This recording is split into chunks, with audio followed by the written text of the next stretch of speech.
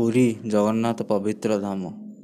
ଦିନରେ ଯେତେକ ଆଲୋକ ଓ ପ୍ରାଣ ଭକ୍ତି, ରାତିରେ ସେତିକି ଶାନ୍ତି ଓ ନୀରବତା। କେବଳ ତରଙ୍ଗର ଗୁଡ଼ଗୁଡ଼ ଶବ୍ଦଟି ଆସିଥାଏ। ସେଇଥିରେ 2017 ମସିହାରେ ଧରନ୍ତୁ କାହାଣୀର ନାୟକ ସହିତ ମୋର 3 ଜଣ ସାଙ୍ଗ ରାଜୀବ, ଅଶୋକ ଓ ଦିବ୍ୟ ପୁରୀ ଯାଇଥିଲୁ ବୁଲିବାକୁ। ଦିନେ ସମୁଦ୍ର ସ୍ନାନ, ମହାପ୍ରସାଦ, ସମୁଦ୍ର ତଟରେ ବୁଲିବା, ହସିବା, ମଜା କରିବା। କିନ୍ତୁ ରାତିରେ ଆମେ ଭାବିଲୁ ଚାଲ ସମୁଦ୍ର କୂଳରେ ନିଶା ଭ୍ରମଣଟିଏ କରିବା। ସେହି ରାତି ପୂର୍ଣ୍ଣିମା ଚନ୍ଦ୍ର ରାତି। ସମୁଦ୍ରରେ ତିରଙ୍ଗା ମୁଣ୍ଡି ଆଉଥିଲା। ସାଧାରଣତଃ ପୁରୀ ସମୁଦ୍ର ତଟରେ ରାତିରେ କିଛି ଲୋକ ଥାଆନ୍ତି ଓ କିଛି ମାର୍କେଟ ବି ଲାଗେ, ପୋଲିସ ପର୍ଯ୍ୟଟକ ବି ଥାଆନ୍ତି। କିନ୍ତୁ ସେଇଦିନ ଆମେ ଦେଖିଲୁ ସମସ୍ତେ ଖାଲି ଥିଲା, କେହି ନଥିଲେ ସେଠି। କେବଳ ବାୟୁ, ତରଙ୍ଗ, ଚନ୍ଦ୍ରଭାଗା। ଦିବ୍ୟ କହିଲା, କେତେ ସୁନ୍ଦର ଲାଗୁଛି, କିନ୍ତୁ କିଛି ଭୟଙ୍କର ଲାଗୁନି। ଆମେ ଟିକେ ହସିଦେଲୁ। ଭୟର କାରଣ, କିନ୍ତୁ ସେଇ ହସରେ ମଧ୍ୟ କିଛି ସ୍ୱାଭାବିକ କମ୍ପନ ଲାଗୁଥିଲା ସେଇଟା। ଘଡ଼ି 12ଟା ହେଇଗଲା। ରାତି 12ଟା ସମୟ ହେଇଗଲା। ହଠାତ୍ ଆମେ ସମୁଦ୍ର କୂଳରୁ କିଛି ଦୂରରେ ପ୍ରାୟ ସ୍ୱର୍ଗଦ୍ୱାର ଦିଗରୁ ଗୋଟିଏ ଗୁଡ଼ଗୁଡ଼ର ଶବ୍ଦ ଶୁଣିଲୁ। ରାଜୀବ କହିଲା, ହେ ତୁମେମାନେ ଶୁଣିଲ? କିଏ କାନ୍ଦୁଛି କି? ସ୍ୱରଟି ମଣିଷର କାନ୍ଦଣା ଭଳି ଲାଗୁଛି, କିନ୍ତୁ ସେଇଟା ଭୟ ନଥିଲା, ଯେପରି ସମୁଦ୍ରରେ କେହି ମୃତ୍ୟୁ କରିଛି ବୋଲି। ଆମେ ସାହସ କରି ଶବ୍ଦ ଦିଗକୁ ଚାଲିଗଲୁ।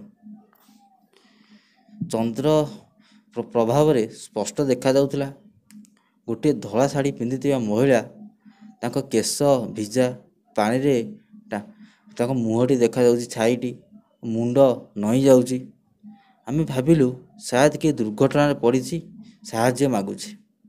ଆମେ ଡାକିଲୁ, ମା ଆପଣ କିଏ, କ'ଣ ହେଲା, ସାହାଯ୍ୟ ଚାହୁଁଛନ୍ତି କି? ସେତେବେଳେ ସେ ଧୀରେ ଧୀରେ ମୁଣ୍ଡ ଉଠେଇଲା। ଯାହା ଦେଖିଲୁ ଆଜି ବି ମୋର ଶରୀର ରଙ୍ଗଟେ ଖଡ଼ା ହେଇଯାଉଛି କଥାରେ। ସେହି ମହିଳାର ଆଖି ନଥିଲା, ଦୁଇଟି କୋଳି ଓ ଖାଲି ଗଭୀର। ମୁହଁରେ ପାଣି, ଲାଲ ରଙ୍ଗର ପ୍ରବାହ। ସେ ଚିତ୍କାରରେ କଲା, ମୋତେ ଫେରାଇ ଦିଅ ସମୁଦ୍ର, ମୁଁ ଡୁବିଗଲି।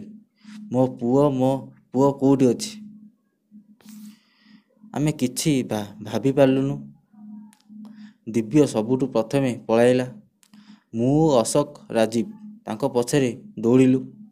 କିନ୍ତୁ ପଳାଇବା ସମୟରେ ଅନୁଭବ ହେଉଥିଲା ସେ ପଛୁ ପଛୁ ଆସୁଛନ୍ତି।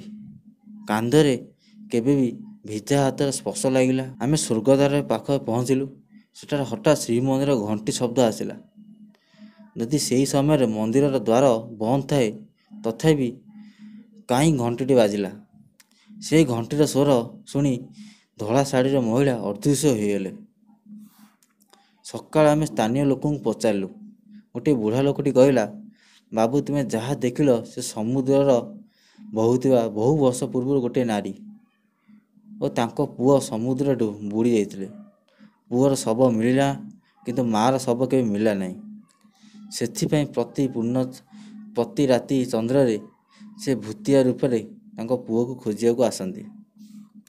ଆଜି ବି ଯେତେବେଳେ ଆମେ ପୁରୀ ଯାଉ, ରାତିରେ ସମୁଦ୍ର କୂଳରେ ଯିବାକୁ ମୋର ସାହସ ହେଉନି। ତରଙ୍ଗର ସେହି ଭୂତିଆ କାନ୍ଦଟି ଶବ୍ଦ ମୋର ମନେ ପଡ଼ିଯାଉଛି। ଯଦି ଗପଟି ଭଲ ଲାଗିଥିବ ନିହାତି ଲାଇକ୍ ଆଣ୍ଡ ସବସ୍କ୍ରାଇବ୍ କରି